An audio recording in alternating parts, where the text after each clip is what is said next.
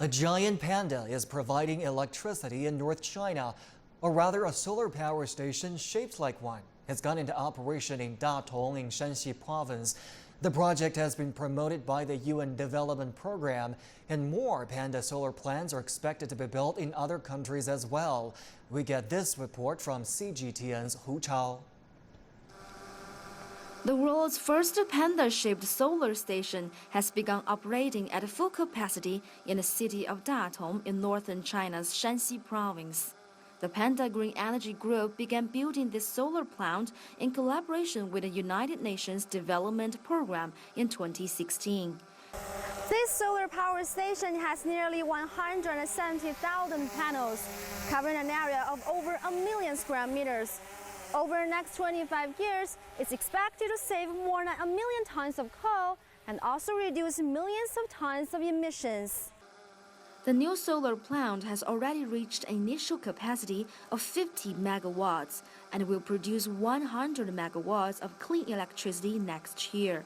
The station was built with black and off-white photovoltaic panels, making it look like giant pandas from above. The idea came from a 17-year-old Chinese girl who studies at a high school in the United States. She came up with the idea after she attended a UN climate change conference in Paris. Personally, I love pandas so much that I can tell them apart from an image, like each of their names. So panda is my favorite animal. And besides that, I think panda is not only a figure of animal protection, a figure of China, but also a figure of peace. Li Entong is among around 50 teenagers taking part in a summer camp at the Panda Solar Station. The camp was initiated by the United Nations Development Program, aiming to foster youth leadership in tackling climate change.